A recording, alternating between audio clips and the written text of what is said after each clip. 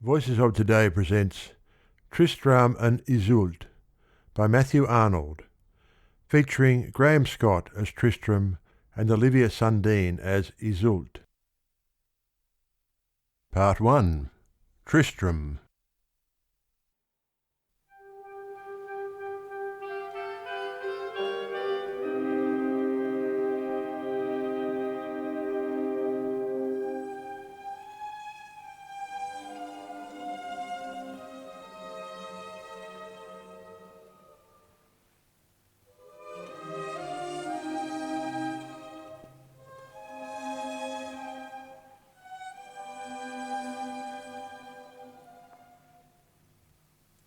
Is she not come? The messenger was sure. Prop me upon the pillows once again. Raise me, my page. This cannot long endure. Christ, what a night! How the sleet whips the pane! What lights will those out to the northward be? The lanterns of the fishing boats at sea. Soft! Who is that stands by the dying fire? Iseult. Ah, not the Iseult I desire. What night is this, so weak and pale, though the locks are yet brown on his noble head, propped on pillows in his bed, gazing seaward for the light of some ship that fights the gale on this wild December night? Over the sick man's feet is spread a dark green forest dress. A gold harp leans against the bed, ruddy in the fire's light. I know him by his harp of gold, famous in Arthur's court of old. I know him by his forest dress, the peerless hunter, harper, knight, Tristram of Lyonesse. What lady is this, whose silk attire gleams so rich in the light of the fire, the ringlets on her shoulders lying, in their flitting lustre vying with the clasp of burnished gold which her heavy robe doth hold? Her looks are mild, her fingers slight as the driven snow are white, but her cheeks are sunk and pale. Is it that the bleak sea gale, beating from the Atlantic Sea on this coast of Brittany, nips too keenly the sweet flower? Is it that a deep fatigue hath come on her, a chilly fear, passing all her youthful hour, spinning with her maidens here? Listlessly through the window bars, gazing seawards, many a league from her lonely, shore-built tower, while the knights are at the wars? Or, perhaps, has her young heart felt already some deeper smart, of those that in secret the heartstrings rive, leaving her sunk and pale, though fair? Who is this snowdrop by the sea? I know her by her mildness rare, her snow-white hands, her golden hair. I know her by her rich silk dress, and her fragile loveliness. The sweetest Christian soul alive, Iseult of Brittany. Iseult of Brittany? But where is that other Iseult fair, that proud first Iseult, Cornwall's queen? She, whom Tristram's ship of yore from Ireland to Cornwall bore, to Tintagel from the side of King Mark to be his bride. She who, as they voyaged, quaffed with Tristram that spiced magic draught, which since then for ever rolls through their blood and binds their souls, working love, but working teen. There were two Iseults who did sway each her hour of Tristram's day, but one possessed his waning time, the other his resplendent prime. Behold her here, the patient flower, who possessed his darker hour. Iseult of the snow-white hand watches pale by Tristram's bed. She is here who had his gloom, where art thou who hadst his bloom? One such kiss as those of yore might thy dying night restore. Does the love-draught work no more? Art thou cold, or false, or dead, Iseult of Ireland? Loud howls the wind, sharp patters the rain, and the knight sinks back on his pillows again. He is weak with fever and pain, and his spirit is not clear. Hark! He mutters in his sleep as he wanders far from here, changes place and time of year, and his closed eye doth sweep o'er some fair unwintry sea, not this fierce Atlantic deep, as he mutters brokenly. The calm sea shines, loose hang the vessel's sails. Before us are the sweet green fields of Wales, and overhead the cloudless sky of May. Ah, would I were in those green fields at play, not pent on shipboard this delicious day. Tristram, I pray thee of thy courtesy, reach me my golden cup that stands by thee, but pledge me in it first for courtesy. Ha! Dost thou start? Are thy lips blanched like mine?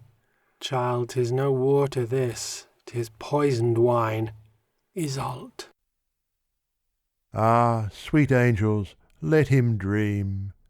Keep his eyelids, let him seem not this fever-wasted wight, thinned and paled before his time, but the brilliant youthful knight in the glory of his prime, sitting in the gilded barge, at thy side, thou lovely charge, bending gaily o'er thy hand, Iseult of Ireland. And she too, that princess fair, if her bloom be now less rare, let her have her youth again, let her be as she was then. Let her have her proud dark eyes, and her petulant quick replies, let her sweep her dazzling hand with this gesture of command, and shake back her raven hair with the old imperious air. As of old, so let her be, that first Iseult, princess bright, chatting with her youthful knight, as he steers her o'er the sea, quitting at her father's will the green isle where she was bred, and her bower in Ireland, for the surge-beat Cornish strand, where the prince whom she must wed dwells on loud Tintagel's hill, high above the sounding sea. And that golden cup her mother gave her, that her future lord gave her, that King Mark and she might drink it on their marriage day, and for ever love each other, let her, as she sits on board, ah, sweet saints, unwittingly, see it shine and take it up, and to Tristram, laughing, say, Sir Tristram, of thy courtesy pledge me in my golden cup. Let them drink it, let their hands tremble, and their cheeks be flame, as they feel the fatal bands of a love they dare not name, with a wild delicious pain twine about their hearts again. Let the early summer be once more round them, and the sea blue, and o'er its mirror kind, let the breath of the May wind, wandering through their drooping sails, die on the green fields of Wales. Let a dream like this restore what his eye must see no more. Chill blows the wind, the pleasaunce walks are drear. Madcap, what jest was this to meet me here? Were feet like those made for so wild a way? The southern winter parlour by my fay had been the likeliest trysting place today. Tristram, nay, nay, thou must not take my hand. Tristram, sweet love, we are betrayed, outplanned. Fly, save thyself, save me, I dare not stay. One last kiss first. 'Tis vain, to horse, away! Ah, sweet saints, his dream doth move faster surely than it should, from the fever in his blood. All the springtime of his love is already gone and past, and instead thereof is seen its winter, which endureth still, Tintagel on its surge-beat hill, the pleasance walks, the weeping queen, the flying leaves, the straining blast, and that long wild kiss, their last. And this rough December night and his burning fever pain mingle with his hurrying dream, till they rule it, till he seem the pressed fugitive again. The love desperate, banished knight, with a fire in his brain, flying o'er the stormy main. Whither does he wander now? Haply in his dreams the wind wafts him here, and lets him find the lovely orphan child again in her castle by the coast, the youngest, fairest chatelaine that this realm of France can boast, our snowdrop by the Atlantic sea, Iseult of Brittany. And, for through the haggard air, the stained arms, the matted hair of that stranger knight ill-starred, there gleamed something which recalled the Tristram, who in better days was Launcelot's guest at Joyous Gard, welcomed here, and here installed. Tended of his fever here, haply he seems again to move his young guardian's heart with love. In his exiled loneliness, in his stately deep distress, without a word, without a tear. Ah, 'tis well he should retrace his tranquil life in this lone place, his gentle bearing at the side of his timid youthful bride, his long rambles by the shore on winter evenings, when the roar of the near waves came, sadly grand, through the dark, up the drowned sand, or his endless reveries in the woods, where the gleams play on the grass under the trees, passing the long summer's day, idle as a mossy stone, in the forest depths alone, the chase neglected, and his hound couched beside him on the ground. Ah! What troubles on his brow!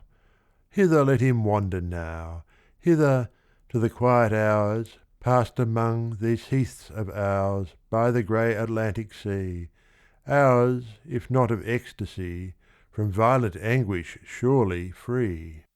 All red with blood the whirling river flows, the wide plain rings, the dazed air throbs with blows.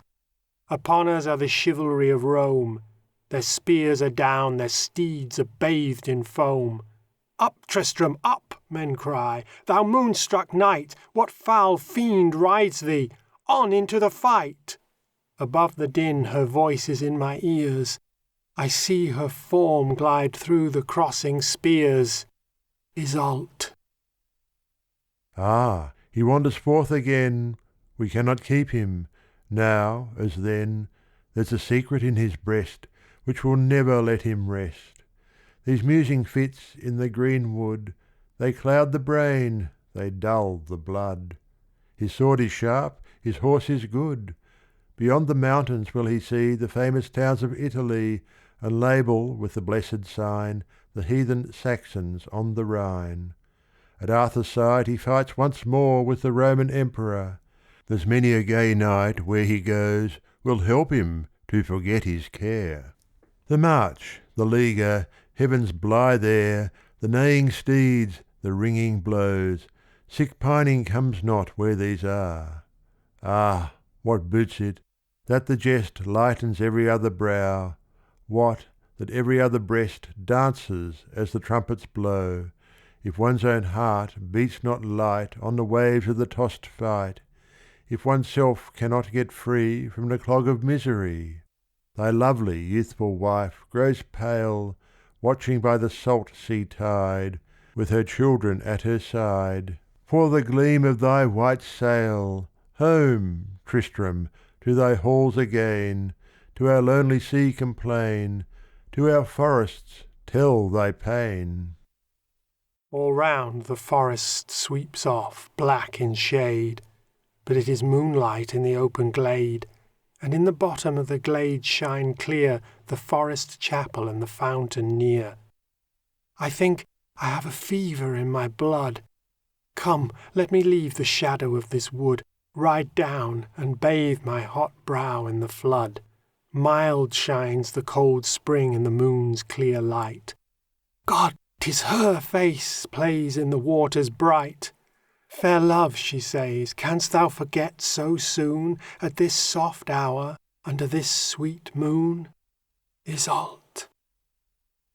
Ah, poor soul, if this be so, only death can balm thy woe. The solitudes of the green wood had no medicine for thy mood. The rushing battle cleared thy blood as little as did solitude. Ah, his eyelids slowly break their hot seals, and let him wake. What new change shall we now see? A happier? Worse it cannot be. Is my page here? Come, turn me to the fire.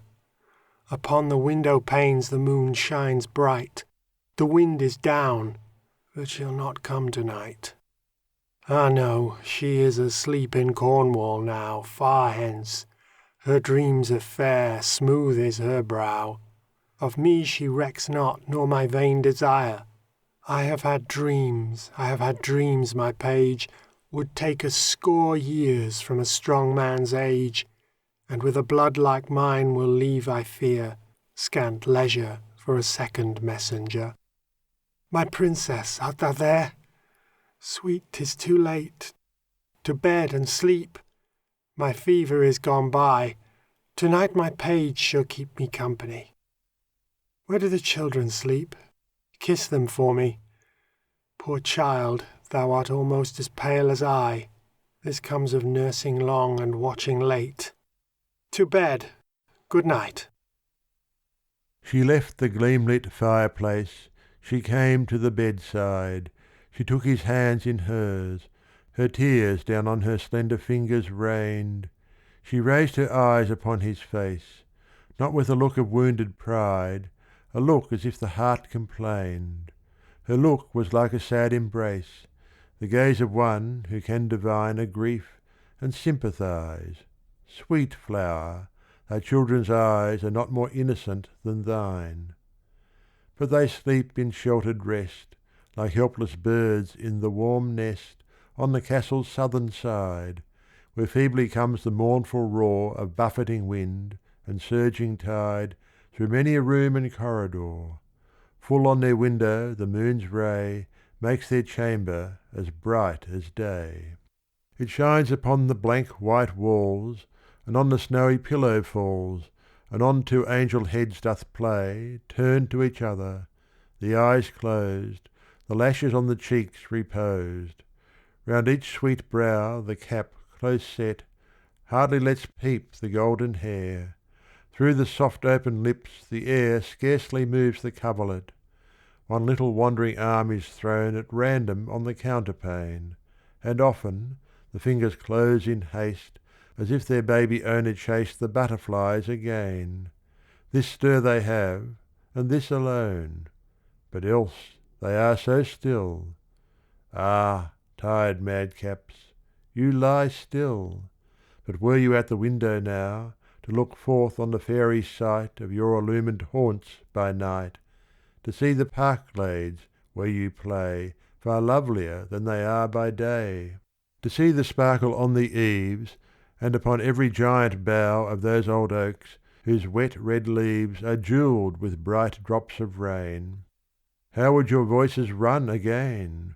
And far beyond the sparkling trees of the castle park one sees the bare heath spreading, clear as day, moor behind moor, far, far away into the heart of Brittany, and here and there, locked by the land, long inlets of smooth glittering sea, and many a stretch of watery sand, all shining in the white moonbeams. But you see fairer in your dreams.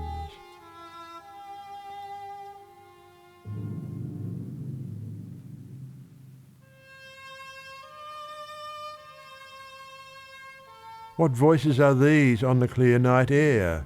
What lights in the court? What steps on the stair?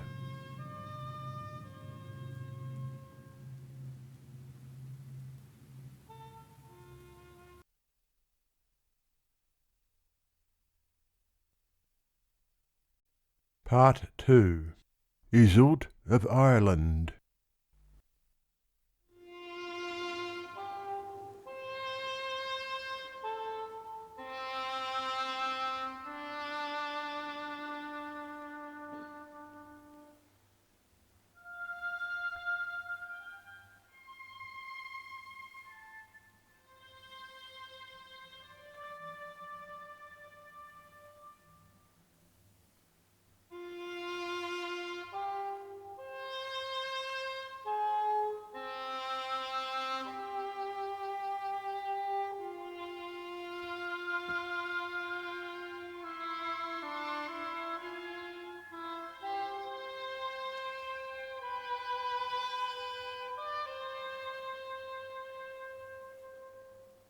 Raise the light, my page, that I may see her.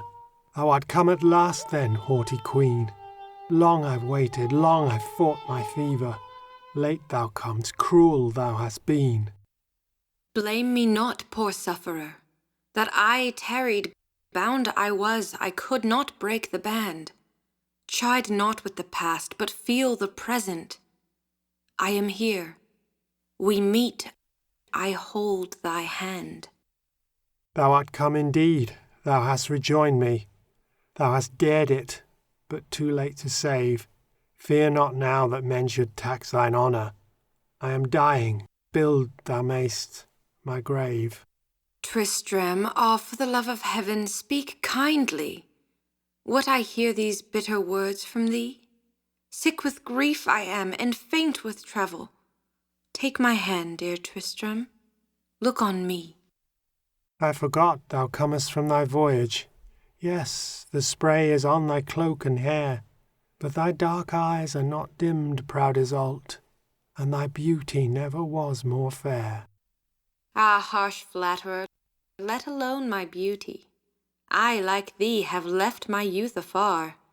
Take my hand and touch these wasted fingers.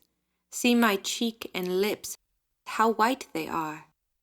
Thou art paler, but thy sweet charm, Iseult, would not fade with the dull years away. Ah, how fair thou standest in the moonlight. I forgive thee, Iseult. Thou wilt stay? Fear me not. I will always be with thee. I will watch thee, tend thee, soothe thy pain, sing thee tales of true long-parted lovers, joined at evening of their days again. No, thou shalt not speak. I should be finding something altered in thy courtly tone. Sit by me. I will think we've lived so in the green wood all our lives alone. Altered, Tristram? Not in courts, believe me. Love like mine is altered in the breast. Courtly life is light and cannot reach it. Ah, it lives because so deep suppressed. What, thou thinkest men speak in courtly chambers words by which the wretched are consoled? What, thou thinkest this aching brow was cooler, circled, Tristram, by a band of gold?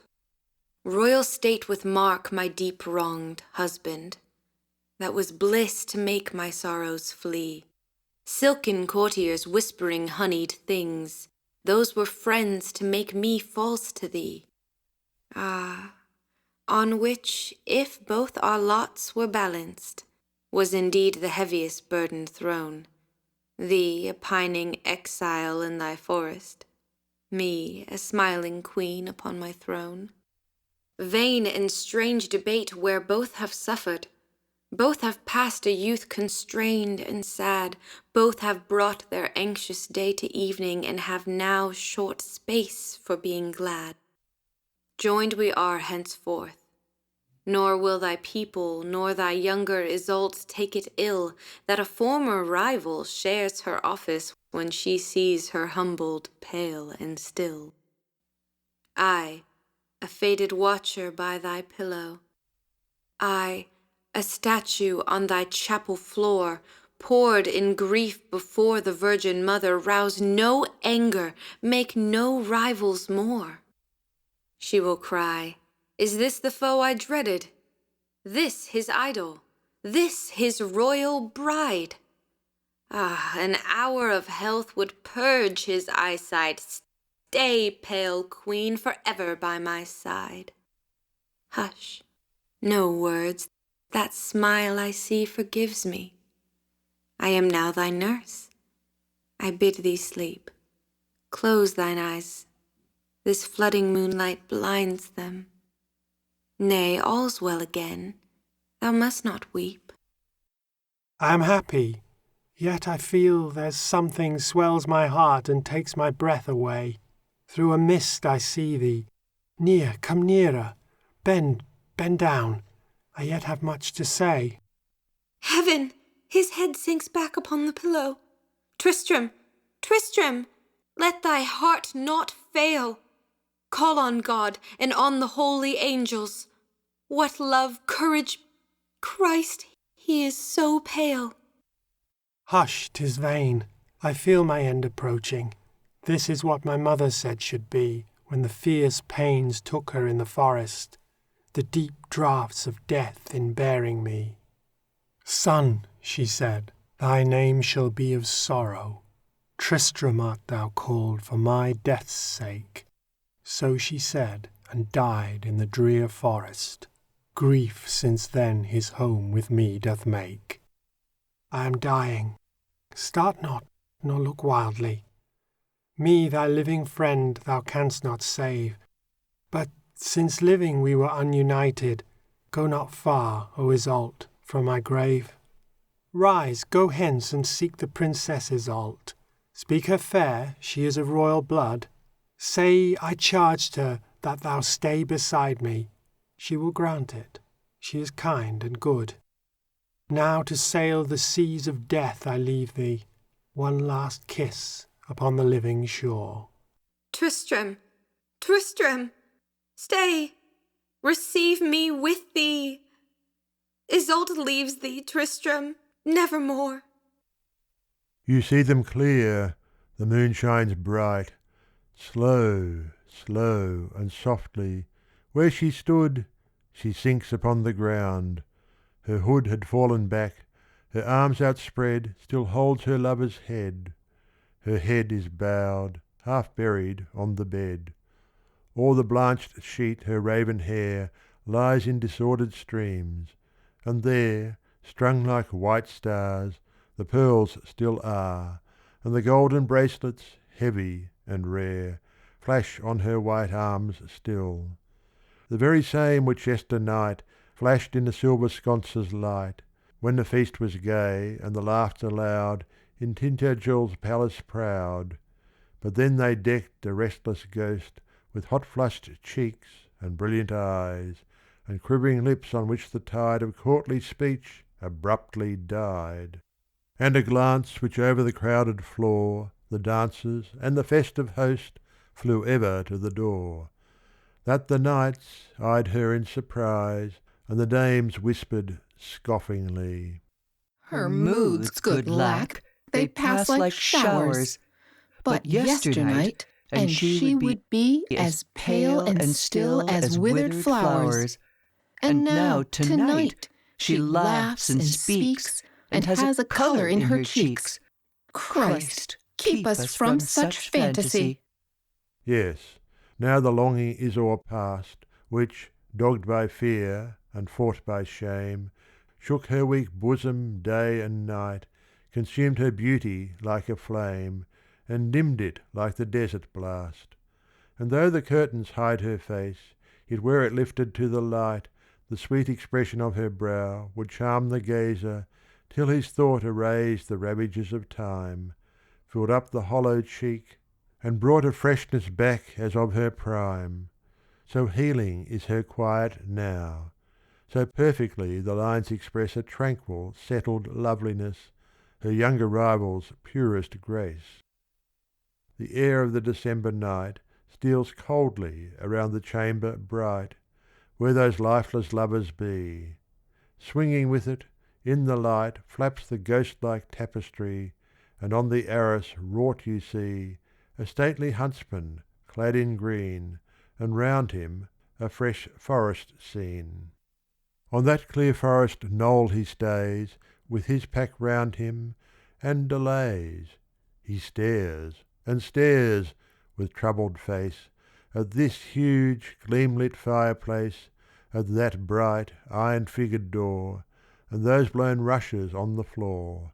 He gazes down into the room with heated cheeks and flurried air, and to himself he seems to say, What place is this, and who are they? Who is that kneeling lady fair?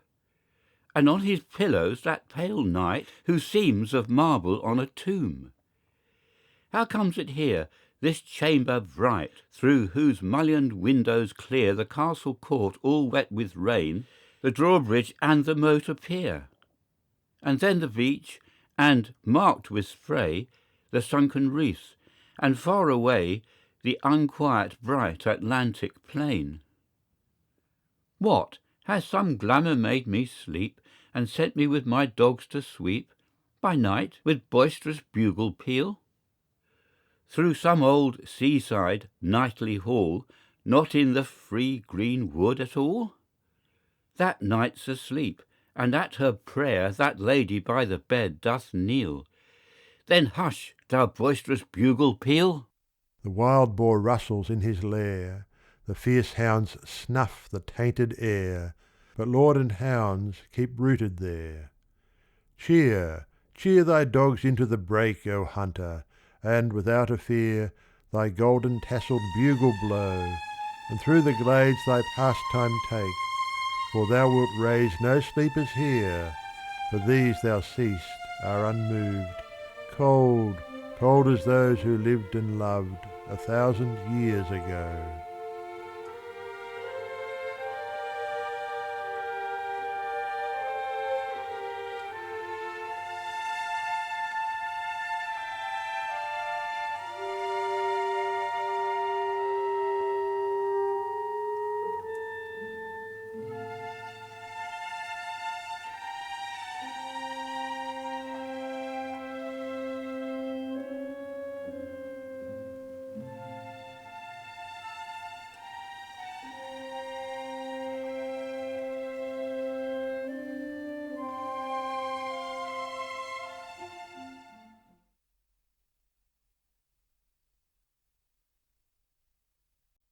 Part 3.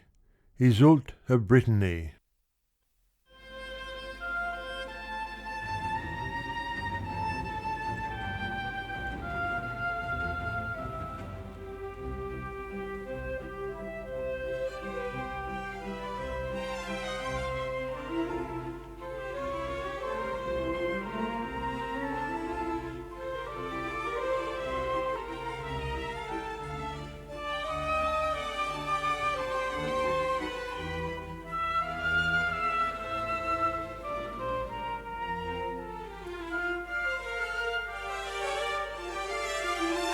A year had flown, and o'er the sea away, in Cornwall, Tristram and Queen Iseult lay. In King Mark's chapel, in Tintagel old, there in a ship they bore those lovers cold. The young surviving Iseult one bright day had wandered forth. Her children were at play in a green circular hollow in the heath which borders the sea shore. A country path creeps over it from the tilled fields behind. The hollow's grassy banks are soft inclined, and to one standing on them, far and near, the lone unbroken view spreads bright and clear over the waste. This cirque of open ground is light and green. The heather, which all round creeps thickly, grows not here, but the pale grass is strewn with rocks, and many a shivered mass of veined white gleaming quartz, and here and there dotted with holly trees and juniper. In the smooth centre of the opening stood 3 hollies side by side, and made a screen, warm with the winter sun, of burnished green with scarlet berries gemmed, the fell fare's food. Under the glittering hollies Iseult stands watching her children play. Their little hands are busy gathering spars of quartz, and streams of stag's horn for their hats. Anon, with screams of mad delight they drop their spoils, and bound among the holly clumps and broken ground, racing full speed, and startling in their rush the fell fares and the speckled missel thrush out of their glossy coverts. But when now their cheeks were flushed, and over each hot brow, under the feathered hats of the sweet pair, in blinding masses showered the golden hair. Then Iseult called them to her, and the 3 clustered under the holly screen, and she told them an old world Breton history. Warm in their mantles wrapped, the 3 stood there, under the hollies, in the clear still air, mantles with those rich furs deep glistering, which Venice ships do from swart Egypt bring. Long they stayed still, then, pacing at their ease, moved up and down under the glossy trees, but still, as they pursued their warm dry road, from Iseult's lips the unbroken story flowed, And still the children listened, their blue eyes fixed on their mother's face in wide surprise.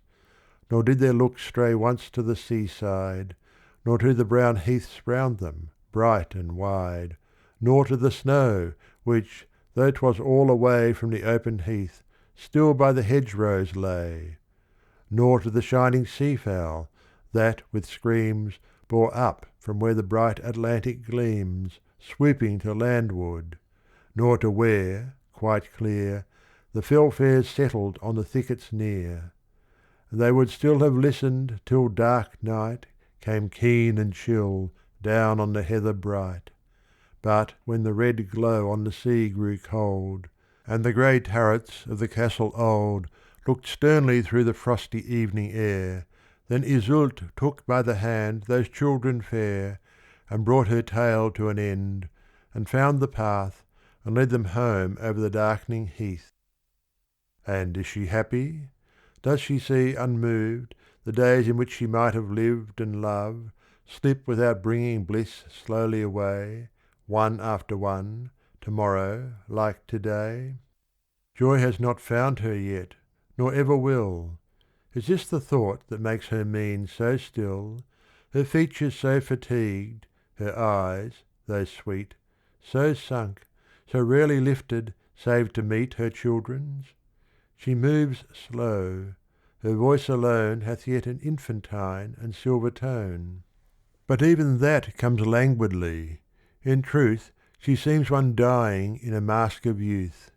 And now she will go home, and softly lay her laughing children in their beds, and play a while with them before they sleep. And then she'll light her silver lamp, which fishermen, dragging their nets through the rough waves, afar, along this iron coast, know like a star, and take her broidery frame, and there she'll sit hour after hour, her gold curls sweeping it, lifting her soft bent head only to mind her children or to listen to the wind. And when the clock peals midnight, she will move her work away, and let her fingers rove across the shaggy brows of Tristram's hound, who lies, guarding her feet, along the ground. Or else she will fall musing, her blue eyes fixed, her slight hands clasped on her lap, then rise, and at her prie-dieu kneel, until she have told her rosary beads of ebony tipped with gold, then to her soft sleep, and tomorrow will be today's exact repeated effigy. Yes, it is lonely for her in her hall. The children, and the grey-haired seneschal, her women, and Sir Tristram's aged hound, are there the sole companions to be found. But these she loves, and noisier life than this she would find ill to bear, weak as she is. She has her children too, and night and day is with them, and the wide heaths where they play, the hollies and the cliff, and the seashore, the sand, the sea-birds, and the distant sails, these are to her dear as to them. The tales with which this day the children she beguiled, she gleaned from Breton grandames, when a child in every hut along this sea-coast wild. She herself loves them still, and when they are told, can forget all to hear them as of old. Dear saints, it is not sorrow as I hear, not suffering, which shuts up eye and ear to all that has delighted them before, and lets us be what we were once no more. No, we may suffer deeply, yet retain power to be moved and soothed for all our pain, by what of old pleased us and will again. No, 'tis the gradual furnace of the world, in whose hot air our spirits are upcurled until they crumble, or else grow like steel, which kills in us the bloom, the youth, the spring, which leaves the fierce necessity to feel, but takes away the power. This can avail by drying up our joy in everything, to make our former pleasures all seem stale. This, or some tyrannous single thought, some fit of passion, which subdues our souls to it, till for its sake alone we live and move. Call it ambition, or remorse, or love. This too can change us wholly, and make seem all which we did before shadow and dream. And yet, I swear, it angers me to see how this fool passion gulls men potently, being in truth but a diseased unrest and an unnatural overheat at best. How they are full of languor and distress, not having it, which, when they do possess, they straightway are burned up with fume and care, and spend their lives in posting here and there where this plague drives them, and have little ease, are furious with themselves, and hard to please. Like that bold Caesar, the famed Roman wight, who wept at reading of a Grecian knight who made a name at younger years than he, or that renowned mirror of chivalry, Prince Alexander, Philip's peerless son, who carried the great war from Macedon into the Sudan's realm, and thundered on to die at 35 in Babylon. What tale did Iseult to the children say, under the hollies, that bright winter's day? She told them of the fairy-haunted land away the other side of Brittany, beyond the heaths, edged by the lonely sea, of the deep forest glades of Brocéliande, through whose green boughs the golden sunshine creeps, where Merlin by the enchanted thorn-tree sleeps. For here he came with the fay Vivian one April, when the warm days first began. He was on foot, and that false fay, his friend, on her white palfrey. Here he met his end, in these lone sylvan glades, that April day. This tale of Merlin and the lovely fay was the one Iseult chose, and she brought clear before the children's fancy him and her. Blowing between the stems, the forest air had loosened the brown curls of Vivian's hair, which played on her flushed cheek, and her blue eyes sparkled with mocking glee and exercise. Her palfrey's flanks were mired and bathed in sweat, for they had travelled far and not stopped yet. A briar in that tangled wilderness had scored her white right hand, which she allows to rest ungloved on her green riding dress, the other warded off the drooping boughs. But still she chatted on, with her blue eyes fixed full on Merlin's face, her stately prize. Her haviour had the morning's fresh clear grace, the spirit of the woods was in her face. She looked so witching fair, that learned wight forgot his craft, and his best wits took flight. And he grew fond, and eager to obey his mistress, use her empire as she may. They came to where the brushwood ceased, and day peered twixt the stems, and the ground broke away in a sloped sward down to a brawling brook, and up as high as where they stood to look on the brook's farther side was clear, but then the underwood and trees began again. This open glen was studded thick with thorns, then white with blossom, and you saw the horns through the green fern of the shy fallow deer who come at noon down to the water here. You saw the bright-eyed squirrels dart along under the thorns on the green sward, and strong the blackbird whistled from the dingles near, and the weird chipping of the woodpecker rang lonelily and sharp. The sky was fair, and a fresh breath of spring stirred everywhere. Merlin and Vivian stopped on the slope's brow to gaze on the green sea of leaf and bough, which glistering lay all round them, lone and mild, as if to itself the quiet forest smiled. Upon the brow top grew a thorn, and here the grass was dry and mossed, and you saw clear across the hollow. White anemones starred the cool turf, and clumps of primroses ran out from the dark underwood behind. No fairer resting place a man could find. "Here let us halt," said Merlin then, and she nodded and tied her palfrey to a tree. They sat them down together, and a sleep fell upon Merlin, more like death, so deep. Her finger on her lips, then Vivian rose, and from her brown-locked head the wimple throws, and takes in her hand and waves it over the blossomed thorn-tree and her sleeping lover. 9 times she waved the fluttering wimple round, and made a little plot of magic ground. And in that daisied circle, as men say, is Merlin prisoner till the judgment day. But she herself whither she will can rove, for she was passing weary of his love.